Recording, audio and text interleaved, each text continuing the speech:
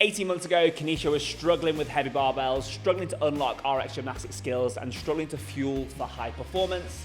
She joined Strength Season and in the last year and a half has added 17.5 kilos to her clean, 17.5 kilos to her snatch, gone from 1 to 13 bar muscle ups, 0 to full length of her gym handstand walking. But crucially, it has been built up on a foundation of improving her nutrition, adding more calories, adding more carbs, and becoming a high performance athlete. So today we're sat down with Kanisha and we're going to talk about her Strength Season story. All good? Nice to be here. Yeah, all good. Amazing. So really briefly, give us an introduction on yourself. Oh gosh, I'm Kanisha. I've been a Strength Season athlete for 18 months. Before I started CrossFit, I was a bodybuilder, so that's what I kind of did before that, and that was kind of where I'd done a lot of my bulk of training style in before that. And I also work as an NHS doctor. Yeah, that's super important to know. NHS doctor, right? Crucially, not a full-time athlete, No, right? sadly not. Sadly not. Still working on it. Cool. So take me back to, well, we'll talk about the bodybuilding stuff a little bit later on, but take me back to, let's stay in the CrossFit world. How long have you done CrossFit for? So it started in November 2023. So what will that be, 3 years this November? Yeah. Something Crazy. Like that. Yeah, Time wild. flies, like right? actually wild. And what was your training like? Because we obviously started working together, I guess, probably just over a year after you started. Yeah. So like end of 24, start of 25. Yeah. How was that first kind of 12, 14 months of training? Very bitty. Like when I first started in November, it was just a bit of like fun. I was doing it. I literally just finished competing in bodybuilding, wanted to kind of keep a bit of cardiovascular fitness in and do something new to keep me kind of distracted at the start of the off season, because that can be quite a challenging time.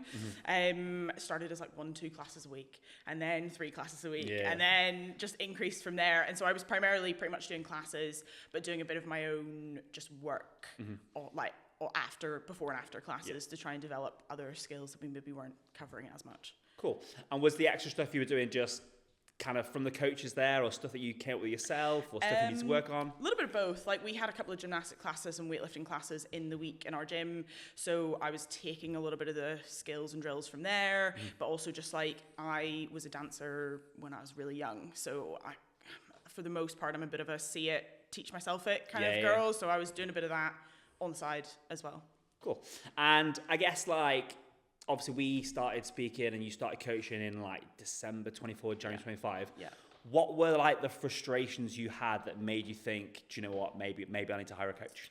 I think it was mostly barbell work. That was the hardest thing for me. I think I, for the most part, had some degree of ability to do the kind of gymnastic skills, but the barbell stuff I just really struggled with. I really was kind of plateauing in how heavy I was managing to get my lifts at that point.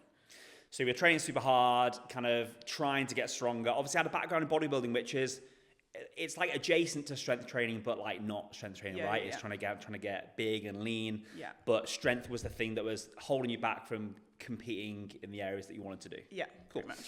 And I guess like, what was apart from strength, what was the main, was there like a time, or was there a thing, or was there a thing like, I just know that I need to get stronger to compete in the sport? It was a lot to do with strength, but also my jobs changed as well. So like, I think a lot of my jobs were like 9 to 5 at that time, that first kind of year I was in CrossFit. So doing the classes really worked for me because it was like 6 a.m. class or 6 p.m. class, and it fit in around my work schedule. But kind of towards the end of the year, I moved back to doing a lot more shift work.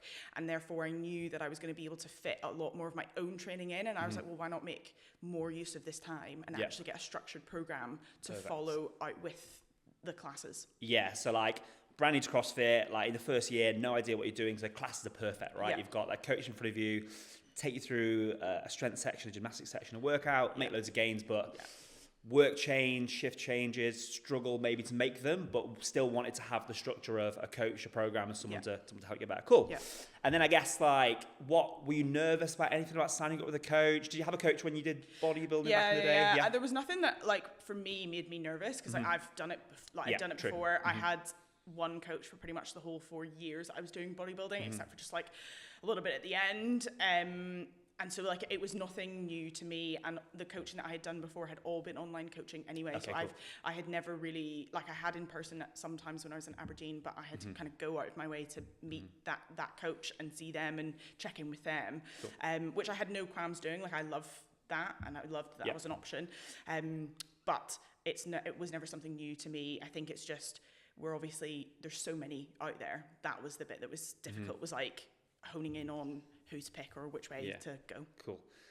Follow-up question then, sounds really weird, but why me? Why strength season? If there's a big choice out there. There is a big choice, but I think I had just seen a lot of progress from your other like strength season athletes at that time on Instagram, and just liked the vibe, and so that's what it was. Signed up for a call, and the rest is history. Good to know. Good vibes of the world. Good vibes. And I guess so the momentous occasion of Kanisha joining strength season happens. Yeah. December. I can't remember if it's December or January, but it's either December 24, Jan 25. Yeah. How did you find your first few weeks? Obviously, going from doing like classes, having a physical coach in front of you. I know you've done online coaching before, but I imagine online coaching for bodybuilding is very different for online coaching for CrossFit functional fitness. How did you find your first few weeks? I get there's some differences, but not a huge amount. I think the biggest difference is that obviously when you're in classes, you're there with everybody else, and everybody's doing the same workout at the same time, and you kind of have little people that you clock in on, or who are maybe similar to you, or your friend or whatever, and you're like, oh, can I beat them? Can I do a bit extra, whatever? And so I think it's just that's been the biggest difference. It's just finding that little bit extra to push yourself in your own time when you're doing it. But otherwise, it's not hugely different. You film your sets, you upload them, you get your feedback, and then you try your best to take that on and implement that the next week. Cool. And then obviously we know that your work on was strength. That was the biggest thing we wanted to work on. We were talking before the podcast about Kanisha's number before and some of her gymnastic skills and the huge change, which we'll talk about later. But what was if you might remember a moment or the biggest win, the first few weeks, few months where you're yes, this is working, fucking crushing it. What was the first one? I can't remember when exactly it was, but I remember it was just one day in training. I had really confidently hit a 40 kilo snatch, which before that, I remember I failed it in my test week when I first joined in December. So my 1 rep max snatch that's recorded in that test week is 37 and a half or whatever. Which is mad, by the way. Mad. Never looking back at it now. Mad. And so I remember I hit that 40 kilo snatch, and I remember that I had been so elated that I'd made a noise at the gym because everybody was like, what the heck just happened to her? And I was like, no, it's just that I've hit this number, and it felt like the best I'd ever hit it. And I was maybe we're doing something right here, because this is feeling really solid. Awesome. I think everyone has those certain plates on the bar as well. For guys, it's 60, 80, 100. It's a 20 kilo plate, 2 20 kilos plates, or 20 or 10, and obviously 40 is 10 and 2.5s. I still can't count weight on a female bar, as we know. 10 and 2.5. But snatching 40 kilos after failing in the test week. Amazing. That was just pretty cool. Cool. And then I think really early on, you were really big at attending some of our community events and seminars. We held I can remember we held a gymnastic handstand specific one in Leeds, which I think was really beneficial for you because when you joined, it was 1 or 2 handstand walking steps. So do you want to talk about your handstand journey and how that's kind of unfolded? Yeah, I think for me, it was one of the harder skills because I think it's the one, I guess, least based in strength. You have to have some ability, obviously, to hold yourself up and transfer your weight hand to hand. But you have to just be comfortable being upside down and almost free falling into that controlled walk, and I just couldn't. I'm a person that likes control. I like to have control of everything, and so having to lean into that was just so difficult. And I remember you had said you would find this really beneficial. You should try and get to this. And I was like, you know what, I'm gonna go and get to this. That's far for you, right? It's not wasn't close. Yeah, it wasn't close at all. But genuinely, I think that just made the biggest change to my handstand walking. And it was just going through. I think those positions, the Lewis and Sammy and that were kind of talking about holding when you were up there. That was the biggest thing that I remember clicking in my brain was oh, this is how my body's supposed to be. That light bulb moment. Yeah, literally. And I think you are someone that makes a big effort to come to a bunch of our seminars, which has been awesome, by the way. And I think you've got I think you've PB'd at nearly every single one, right? It's based 100% seminar to hitting a brand new PB ratio. So our last one was obviously in Manchester in, I can't remember butcher this, but January maybe, or 3 or 4 months ago? I was going to say it was later than that. I think it was March or April time, because you PB'd my snatch, 53 kilos then, and that was after 52 kilos at the last day in November. And then how? So I'm assuming you find a really big benefit of having. Obviously, it is an online coaching program, and 95% of the stuff we do is online.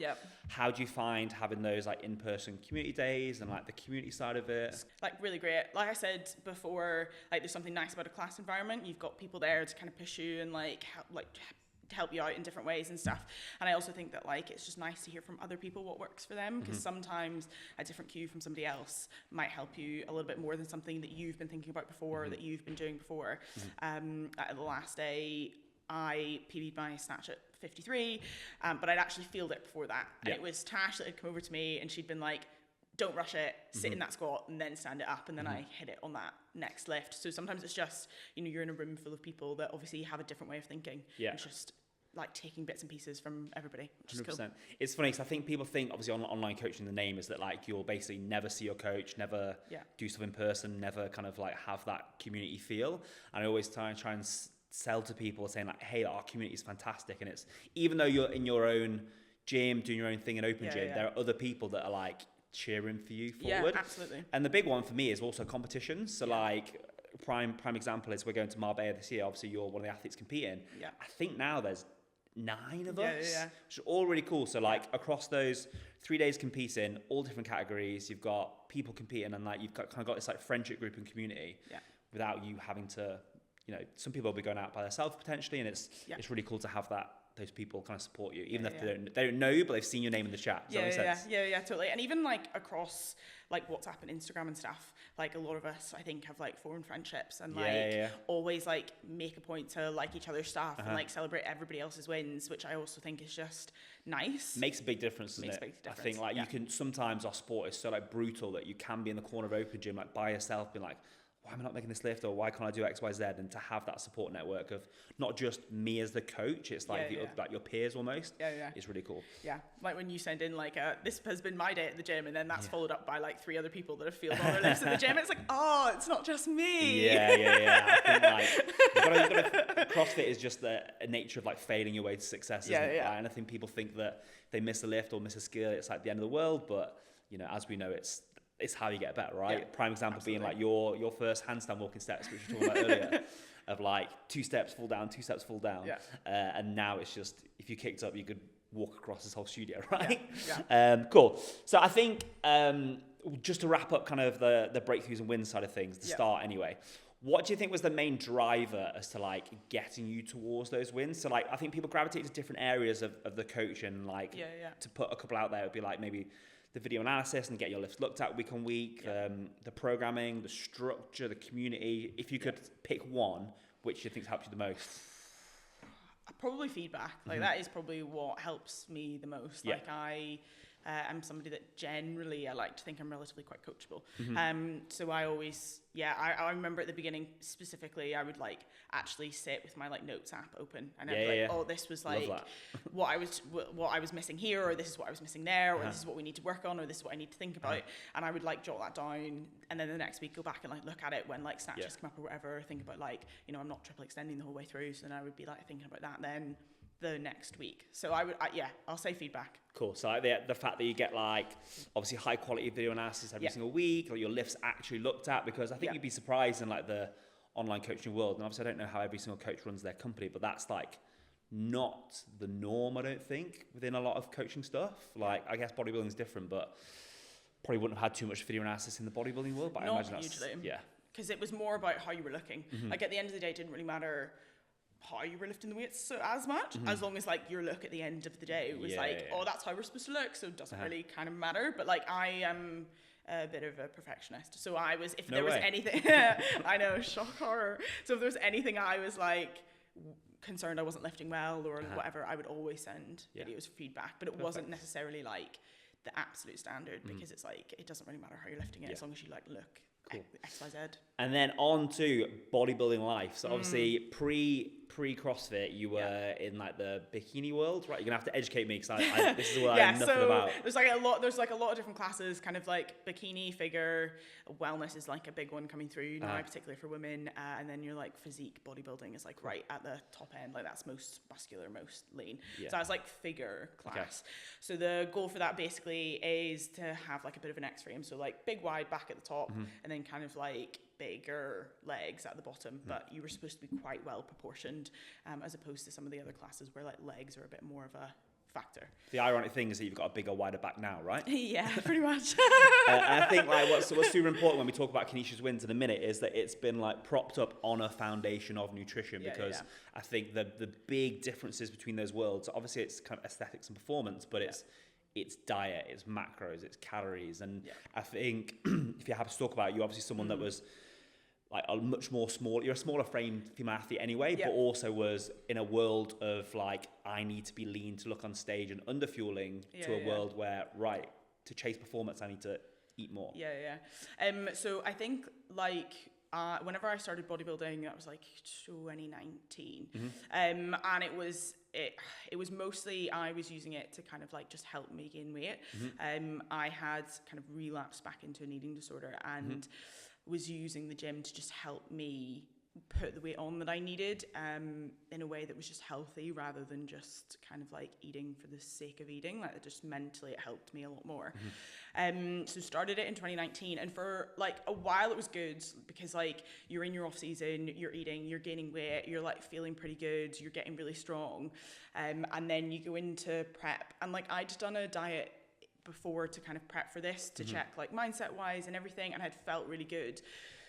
But prep is like a different, like it's a whole different beast, because you're not just talking about losing a bit of weight, you're not just talking about like getting a bit lean for summer or whatever. This is like, you have to be lean if you want to be in any way competitive. And so when I started CrossFit, that's where I was at. I was at that like super lean, had just stopped competing, had maybe put on like a kilo or two, but like it was minuscule, because again, like I'm a big control freak, so coming away from like that really rigid control of prep was like something that I didn't necessarily struggle with, but probably was a lot more controlled at the end of it than other people might have been. So weight gain was very slow after that, and then started CrossFit, and I was like, oh, like this is good, like I'm pretty lean, I'm like lifting okay, like I'm doing some skills, like this is fine. But actually then it plateaued, and then it starts to affect everything. Like my performance is not as good, my skills are plateauing, my lifts are plateauing even worse, because I'm just not putting on any muscle to keep up with the weights and the skills that I want to progress to do. So I think it was really clear that when you joined, and you mentioned at the start of the chat today, that like strength was the thing that you needed to work on. It was like, you know what, I can kind of do some gymnastics. I think you're super fit. Like if there's a workout that's quite low skill, like burpees, wall balls, box overs, you're like, this is my jam. But at the end of the day, as we know in our sport, to compete at the higher levels, which you have aspirations to do, it's strength that you need to get better at. And obviously with strength, it's hand in hand is weight gain, fueling, and how I imagine you were like probably super, super scared to gain weight and like gain muscle mass and eat more. So how's that journey been? It's definitely been hard, and the further you get into it, the easier it becomes.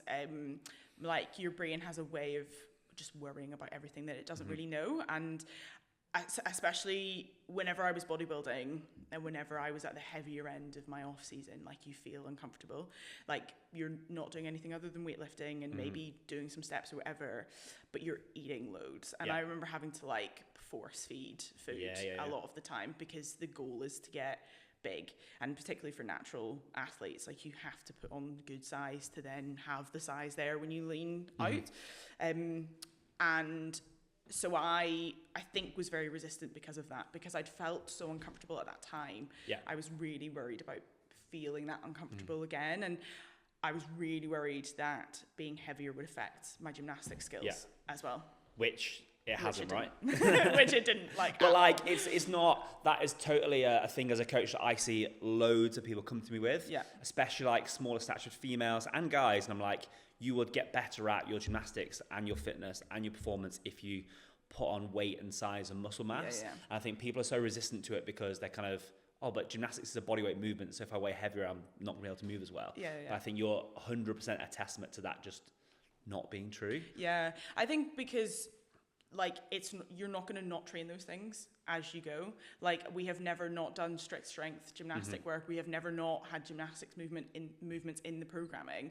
So therefore, like your body is adapting with you as it changes, basically, because that's the point of the sport and it, right? It's like adapting your body to be able to handle more stuff as you go. And then what's been happening since we've like increased your fueling for performance? Loads. Yeah. I think it's really interesting because I have like just over the course of the week trying to find wins and stuff. Yeah. Have been looking back at like old videos and stuff, and I've commented and like, oh, this was a body weight clean, or this was a this like body weight this or body weight that or whatever, and I think proportionately I'm lifting heavier than I weigh. Yeah. But like a lot more. Yeah. In a lot more lifts. So we put on like good strength, good mass. Yeah. It's not a case of like dirty bulking and eating whatever to gain strength, isn't it?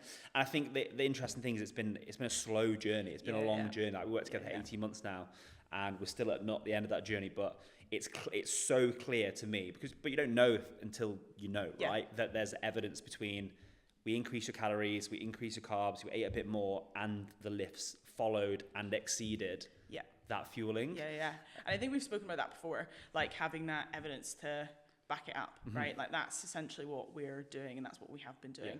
We're gaining the evidence so that next time if we need to increase calories or we need to do whatever, but we know that this has worked before. Because look at what we've done, 100%. Having increased it already. You know that it works, so you're more likely to buy into it again. Like I'm speaking to a lot of people that wanted to come on board that are really resistant to increasing weight gain. So like if you were to speak to you back then in 2024 pre-coaching that was probably like shit scared of gaining weight, what would you kind of say to her? That like it's actually just it's all going to be fine. Because at the end of the day, like you have to make a choice as a natural athlete and somebody that's not doing this full time. Like you have to make a choice, and that is you can look a certain way or you can train a certain way, and you have to choose which one you want to prioritize. Like I'm not going to sit here and say that I'm like 100% confident in my body 100% of the time, but at the end of the day, the way that I'm currently training is giving me much more than like looking a certain way ever will, because I will probably never, no matter how my body looks, like it 100% of the time, because that's just probably not where I'm at as like an individual person. So my training is my priority, and I have aspirations within this sport, and therefore that is where I have to shift my focus. And it's flipping that switch, right, from like aesthetics to performance. And before it was like your comparison is like in the mirror to I'm not lean enough, I'm not small enough, to like look at the fucking cool shit I can do, right? Literally. I can walk on my hands, I can go above the rings, I can bar muscle up, I can lift 17.5 kilos more in a snatch and clean than you used to, right? So it's flipping the switch from I'm not enough, I want to be smaller, I want to be XYZ, to being like fucking high level, like badass athlete, right? And I think as well, like to a certain extent, if you really want to and you're disciplined, anybody can get lean. Especially nowadays, there's lots of extra additions that people can use to get lean. But you have to put in the work to be able to do these things. That you have to fucking work for your clean and jerk and your snatch. You have to work for your bar muscle ups and your ring muscle ups. And like whenever I'm at work and like people who follow me on Instagram, like at work, they're always like, what you do is cool. Like, I can't believe you can do this. And they look at me and they're like, I just can't believe that you can lift this or like do that or whatever. Nobody ever talks about what I look like. When they say that, they're like, what you're doing is cool shit. And that feels better than like people being like, oh my God, you're so lean or whatever. And also when you put your side by side, we've got a side by side comparison photo. You look fucking jacked. Like, you look like, we made the joke earlier, like you ate the old Kanisha. And we just look fucking massive. It's so weird because like at the time I did not see myself as that lean. Like I thought I was just like an average sized person, which like, is crazy, CrossFit, right? Which is crazy. And now I look back and I'm like, oh, she was small. Give that girl a meal. She's a squares boss. Cool, right? Competitions. So you're someone who obviously, like, I think early on identified like I want to compete in the sport of fitness. Talk through, I guess, like your competition journey from proving grounds to Marbella last year to Marbella this year. Kind of how have you found it? First ever quarterfinals this year. Oh that was fun. First ever individual comp was like 2025 Rain Hill, I think. Won an event. I remember. Had an event win, and that was just pretty cool. And that was, I guess, like the first like big comp I'd had. I think I'd done a pairs one at my own gym like the November like before, but like it was just like an in-house one for a bit of fun. And I think we actually just signed up so we didn't have to judge. Nice. So like it was a bit of fun. And then Rainhill was my first individual one, had that event win, which is pretty cool. And it was for me a chance to like actually show off some skills. I think that was the first time I'd done like butterfly pull-ups, like in a workout and stuff like that. So that was cool. And then we had turf after that, and we won intermediate female, me and my team in Glasgow, which was cool. And then I can't remember if there was more after that, but then it was Marbella and Proving Grounds. Marbella Proving Grounds were like 2 weekends back to back, basically. Yeah. So I was like a backfill slot for Marbella last year for intermediate female. And I remember getting the email while I was at work, and I was like, oh my gosh, I can't believe I've made it. And by the way, just to comment on that, this year's Marbella? We were like 30-something or something like that. So like we were definitely in. Not a backfill. yeah, definitely not. And then I think I gained maybe about 25 places on the day. I think I finished like middle of the pack on the day in October. And like, there's like nothing like it, to be honest. Like it's a good comp, like bit of running, bit of swimming, which I really enjoyed actually. Some weightlifting, PB'd my snatch. Which was like a big thing because I don't think I'd hit over 45 kilos since like the March before. And then hit 48 in the sun in Marbella. And that was like, like a core memory, right? Yeah, hard to beat that feeling. Beach in the background. Yeah. And then Proving Grounds was after that, and me and my partner I think were 5th in the intermediate female, but it was like points in between everybody. And I'm really proud of like where we were that day and where we hit. But I think it's been like constant improvement. I feel like it definitely has been. One. And then if that was back in the last year, it would culminate with this year in quarterfinals in the Open. And then we had our in-house comp as well, which was cool. But Open and then into quarterfinals, which was cool. Lots learnt in quarterfinals. Like definitely like probably a bit stronger than I thought I was. Hit like I think I got like 18 strict handstand push-ups at the end of that workout, which was like. Yeah, crazy. Yeah. I don't know where that came from, but like, that was wild. Considering, I think when you started, you did, was it one RX kipping handstand push-up? Yeah, literally one RX kipping handstand push-up, winning. And that was, I think, like plates and an ab mat as well, whereas this is like completely flat, like kind of mat standard. After row, grace, row. Yeah. At PB my grace time as well. Nice. In the middle of that one. So actually, while that was the workout I was most worried about, I think that was my like one of the ones I enjoyed the most. And then the other one was probably the like dumbbell cleans and bar muscle ups. That was like 40 odd bar muscle ups in the middle of a workout. Crazy. And like last year me, wouldn't have got through it. No, wouldn't have gotten through that at all. Or it would have been like really, because you joined with one like really messy single. Right? I think it's like you get to here, and then over the next, I don't know how, over 10 seconds, it's like little kick to the rig as we go. So like I just wouldn't have been able to have even like attempted that probably like March last year, which is pretty cool. And then on the radar for this year, Marbella. Is there anything else? I can't remember. We've got Sweden in 2 or 3 weeks in pairs, which will be really fun. It looks like it's all going to be like outdoors and stuff, so that'll be fun. And then Marbella in October. Yeah, and obviously not a backfill spot. It's like deserved to be there. Gonna chase places, aiming for, where did you finish the year before, sorry? Like 25th or something. 25th, it was middle of the pack somewhere, and I think I was like 40 odd at the beginning, like I was kind of last. So like place. Made up a shitload of places, and we're going there this year with like, it's not first ever international comp, like, oh my God, what do I do? Where do I go? Look at these other girls. It's now like, right, I deserve to be here. I've got all this competition experience under my belt. Let's fucking smash it. And I guess, like you said, like, I've been here before and know what to expect. So it's kind of going in, to try and chase down and see how many spaces I can make up. Top 10, baby.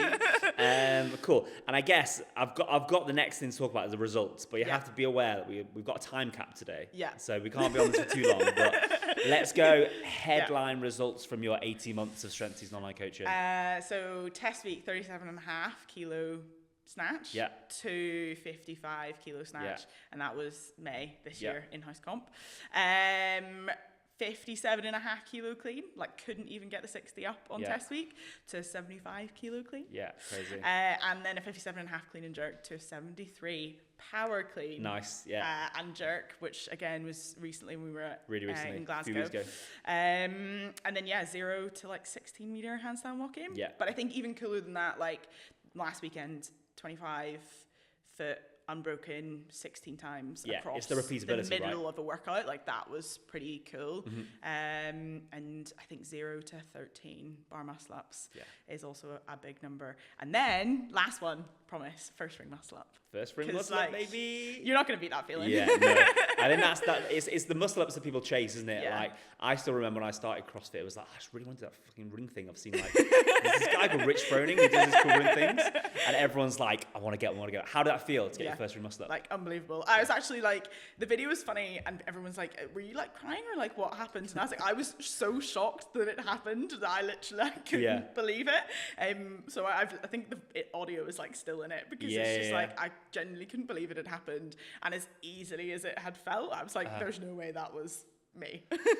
So like, just on that, because I'm sure there's probably people listening that want to get their first ring muscle up, just really briefly, you mentioned earlier that it was the video analysis type of coaching, the part of it that really helped you get there. Yeah. Was that the case? Was it like a certain movement, certain bit of feedback, certain cue, you're like, yes, I can do it today? I think like an accumulation of it all. Like, I think we're still working on it, and I think video feedback at the minute is the thing that I know is helping the most at the minute. I know particularly just like even just getting my hips up, like we've talked about that quite a lot over the last few weeks of my check-in feedback, and I think we're really starting to make a good bit of difference with that. I think on the day it was like I think you'd put in jumping ring muscle ups in as the drill, and I remember doing it on the low rings. I remember thinking, feel quite good. I've got this, I think. And I'm still waiting for that light bulb moment with the next drill as we work on like getting some more reps in. But I think it was that like specific drill. Cool. But I think the biggest thing for it is just patience. Like, I get that it's a cool skill and everybody wants to do it. Yeah. But like, you just have to be patient with it. I'm bad at doing it, but like. I think, do you know what though? CrossFitters are greedy. CrossFitters want everything now. They want to like jump up on the rings and then walk on their hands and snatch 100 kilos. And it's like, it's patience. But also I think for you, crucially, it wasn't just, I can't do a ring muscle up, I'm just going to jump on the rings and try. It was having a progressive program where we included strict strength every single week without fail. We pull and we press and we do core work. And then slowly, I'm trying to think of your ring muscle up development. It was like holds on the ring to begin with. Holds, strict pull-ups, strict dips. Jumping, the jumping ring muscle up cue and the jumping ring muscle up exercise was weeks and weeks into your development for ring muscle ups. And like, we didn't touch the high rings for a while. And I remember like holding like that, the dips and the holds like on the ring and low rings and being like, I just want to be on the high ones. It's really like in our gym, they're like right across from each other and I'm like staring at them as I hold, like, I just want to be up there. And doing your ring support and like ring dip holds is so like unsexy, isn't it? It's like you're there just like shaking like a shit. But like, that is the stuff that meant you got your ring muscle up sooner. Because if in the same time frame, every single week, you just, I'm going to jump up and try, I'm going to jump up and try, it would have been miss. Worst case scenario, like hurt yourself, right? Because you haven't got the control on the rings. Where when there's a progressive structured program, you know exactly kind of how to do it. And then when you feel good, it's like, I'll give it a go. Cool. So I guess like if someone was watching and was Kanisha 2024, 25, thinking about coaching, not sure, I know I need to get stronger because I see all these girls in RX that are doing crazy weights. What would you say to them? Like, be prepared that it's not going to be easy. Like, it's going to be hard. It's going to go against probably everything that you want to do and everything that society, particularly these days, is telling you to do. But focus on your own journey. Like, you have to know what you're doing for you, and you have to know like your why for why you're doing it. You know, if performance is what you want, then you have to focus on that, and you have to kind of shut off the noise. But it's worth it. Because like, doing the cool shit feels so much better than like not doing the cool shit. And in terms of like coaching, like, I think I wouldn't be where I am without it. Like, I need the structure, I need the feedback, the community aspect of strength season is like something that I just really enjoy as well. But like, you have to be prepared to put in the work as well. So like, it's a two-way street. Like, 100%. I have to communicate with you, you have to communicate with me, and like, that's how this works. So I think coaching is great, but you also have to know that you have to put in your work as well. And it can't always be just a one-sided. I think people definitely think it's like some magic pill, like, I'll get a coach and I'll suddenly be able to do X, Y, Z. And obviously you have more of a direction to help you get to what those goals are. But you're 100% correct in that, like, it's on you to do the things. I have some people approach me like, oh my God, I mean, I've done X, Y, Z. And I'm like, that's awesome. They're like thanking me. And I was like, I review your videos, watch your program, but like, it's you that's done that. That's done that cool thing. And then if you met 2024 Kanisha now, what would you say? We touched on it a little bit earlier, but what would you say to her? Just eat some food, man. Get an Nando's in. Yeah. I just have some food, Eat some food, like, you're going to get massive. You're going to get strong as fuck. Just eat your food, follow your programming, trust the process. Yeah. It's all going to be fine. Mega. Awesome. Right, and if you find yourself like Kanisha was, struggling with her Olympic lift, struggling with her RX gymnastics, struggling in competitions, then the first link below is going to be my one-on-one coaching inquiry link, and the second link is to join the RX Athlete Lab, my completely free group to help scaled and intermediate CrossFitters make RX.